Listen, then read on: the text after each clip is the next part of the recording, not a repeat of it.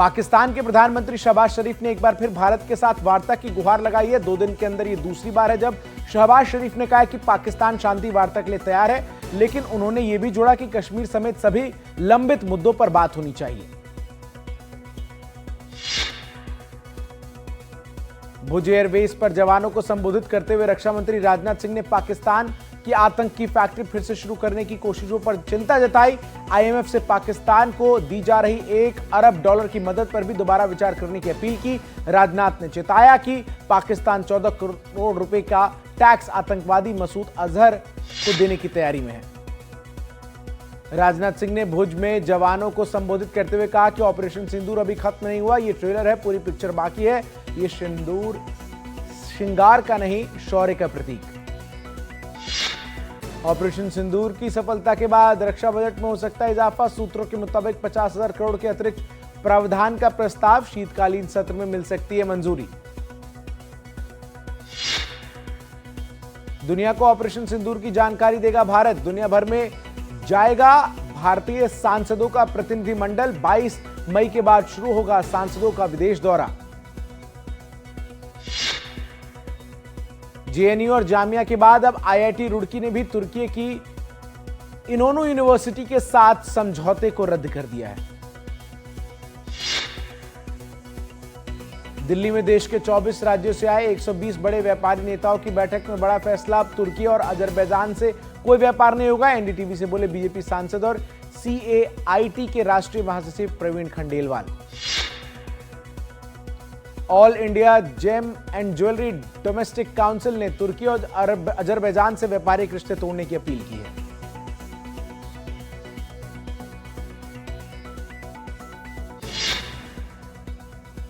मध्य प्रदेश के मंत्री विजय शाह की याचिका पर सुप्रीम कोर्ट में सुनवाई 19 मई तक टल गई है। विजय शाह के वकील मनिंदर सिंह ने कुछ दस्तावेज दाखिल करने के लिए समय मांगा था। विजय शाह के खिलाफ भोपाल में कांग्रेस ने प्रदर्शन किया। कार्यकर्ताओं ने जमकर नारेबाजी की। पुलिस ने कई कार्यकर्ताओं को हिरासत में लिया।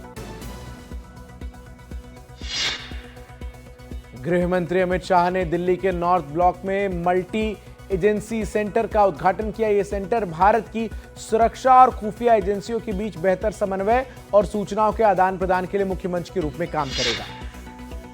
केंद्रीय गृह मंत्री अमित शाह आज से 2 दिवसीय गुजरात दौरे पर रहेंगे। इस दौरान वो कई परियोजनाओं का उद्घाटन करेंगे, जिसमें प्राथमिक स्वास्थ्य केंद्र और एक अंडरपास शामिल है। इसके अलावा वह राज्य सहकारिता संघ द्वारा आयोजित एक मीटिंग को भी संबोधित करेंगे।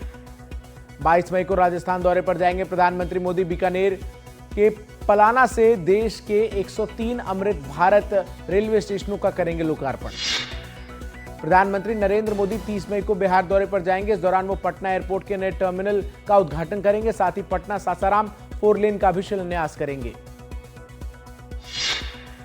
पंजाब को नशा मुक्त बनाने के अभियान की शुरुआत आम आदमी पार्टी के राष्ट्रीय संयोजक अरविंद केजरीवाल और मुख्यमंत्री भगवंत मान की मौजूदगी में शुरू हुआ अभियान। हर दिन 351 गांव में होगी नशे के खिलाफ ग्राम सभा। उद्धव ठाकरे आज पार्टी के विधायकों, सांसदों और जिला प्रमुखों के साथ मातोश्री में बड़ी बैठक करेंगे। बैठक में आगामी स्थानीय निकाय चुनाव और मौजूदा राजनीतिक हालात पर चर्चा होगी। सुप्रीम कोर्ट ने पश्चिम बंगाल सरकार को राज्य कर्मचारियों को 25% महंगाई भत्ता 3 महीने के अंदर देने का आदेश दिया है। दिल्ली में गिग वर्कर्स के कल्याण के लिए उठाए गए महत्वपूर्ण कदम। दिल्ली सरकार द्वारा गठन किया जाएगा gig workers welfare board. Workers की सुरक्षा हेतु आवंटित किए गए 10 करोड़ रुपए। बिना नोटिस बच्चों को स्कूल से निकालने पर दिल्ली हाईकोर्ट ने डीपीएस द्वारका प्रशासन को कड़ी फटकार लगाई है। कोर्ट ने पूछा कि गर्मियों की छुट्टी से पहले बच्चों को क्यों निकाला गया। बिहार की महिलाओं को मुख्यमंत्री नीतीश ने दिया बड़ा तोहफा। पटना की महिलाओं के लिए पिंक बस सेवा की शुरुआत। झारखंड में नक्सल विरोधी अभियान के दौरान बिजली गिरने से सीआरपीएफ के 46 साल के एक अधिकारी की मौत हो गई। घटना में झारखंड पुलिस के 2 जवान भी घायल। राष्ट्रीय जांच एजेंसी एनआईए ने प्रतिबंधित आतंकवादी गुट बब्बर खालसा इंटरनेशनल की गतिविधियों पर शिकंजा कसते हुए पिछले साल दिसंबर में गुरदासपुर जिले में एक पुलिस स्टेशन पर किए गए ग्रेनेड हमले के सिलसिले में 15 ठिकानों पर छापा मारा। उत्तर प्रदेश के श्रावस्ती में पति ने की पत्नी की हत्या, शव के टुकड़े कर नहर में फेंका। कुछ हिस्से जलाने की कोशिश, आरोपी पति गिरफ्तार। उड़ीसा में बिजली गिरने से 10 लोगों की मौत। आईएमडी ने राज्य के 6 जिलों में तेज बारिश और आकाशीय बिजली को लेकर रेड अलर्ट जारी किया। बरेली में एक शख्स ने मामूली विवाद पर पत्नी को छत से उल्टा लटका दिया। घटना का वीडियो वायरल होते ही पुलिस हरकत में आई और 4 लोगों पर केस दर्ज किया गया। महिला की हालत गंभीर। लखनऊ में डबल डेकर बस में आग लगने के मामले में regional inspector Raghav Kushwaha suspend.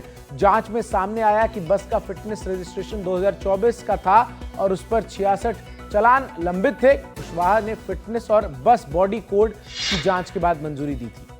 Uttar Pradesh के बलिया में 50 साल की महिला ने प्रेमी के साथ मिलकर अपने पति की हत्या को अंजाम दिया। शव के 6 टुकड़े कर नहर में फेंका।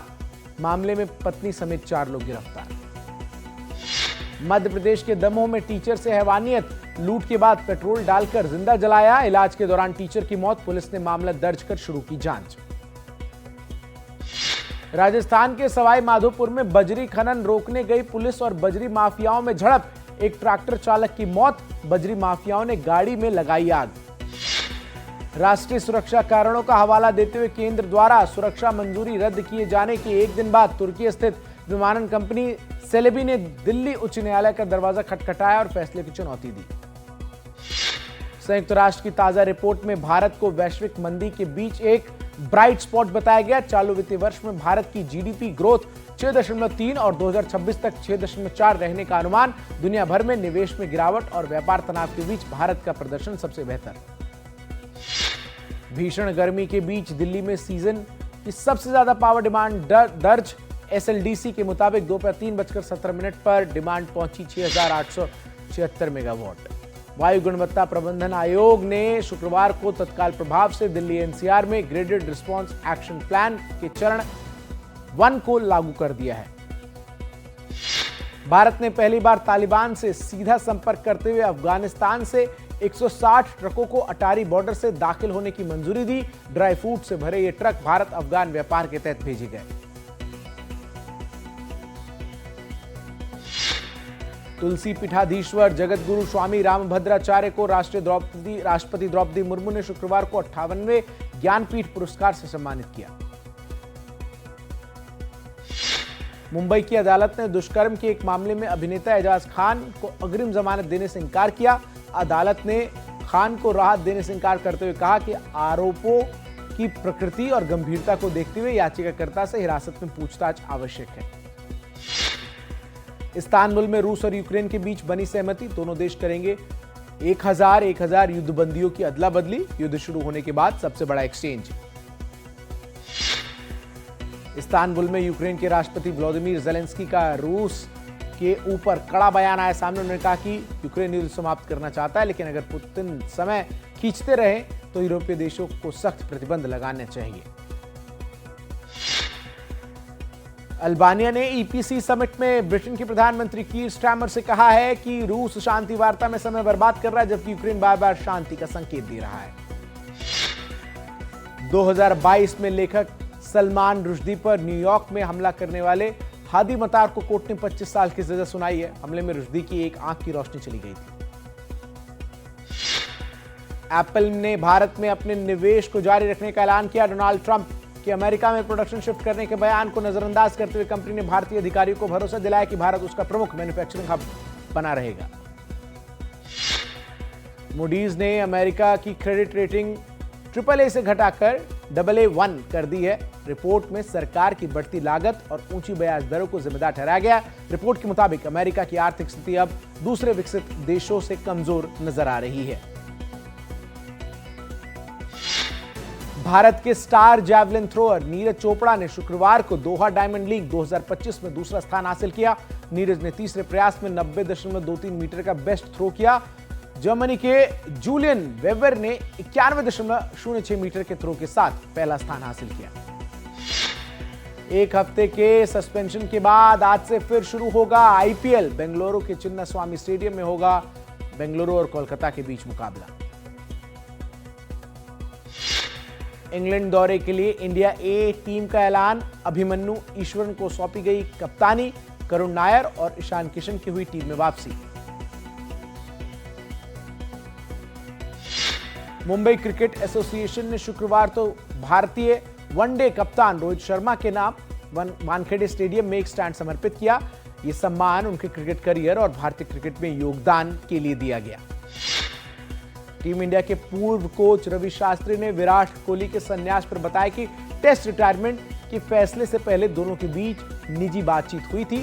शास्त्री के मुताबिक कोहली के इस फैसले पर कोई पछतावा नहीं है और वो अभी भी वनडे और फ्रेंचाइजी क्रिकेट में बड़ा योगदान दे सकते हैं। ऑस्ट्रेलियाई तेज गेंदबाज मिचेल स्टार्क ने पुष्टि की है कि वो इस सीजन आईपीएल में नहीं खेलेंगे। स्टार्क ने शुक्रवार को इस बारे में अपनी फ्रेंचाइजी को सूचित किया। अक्षय कुमार और प्रियदर्शन की फिल्म हेरा फेरी 3 से परेश रावल ने अलग होने का फैसला किया है। रिपोर्ट के मुताबिक ये निर्णय क्रिएटिव मतभेदों के चलते लिया गया है, जिससे फैंस को बड़ा झटका लगा है। और कुछ कुछ होता है और कभी अलविदा ना कहना जैसी फिल्मों के बाद रानी मुखर्जी और शाहरुख खान एक बार फिर स्क्रीन शेयर करते आएंगे नजर। शाहरुख खान की बहुप्रतीक्षित फिल्म में रानी एक अहम कैमियो में सुहाना खान की मां का किरदार निभाएंगी।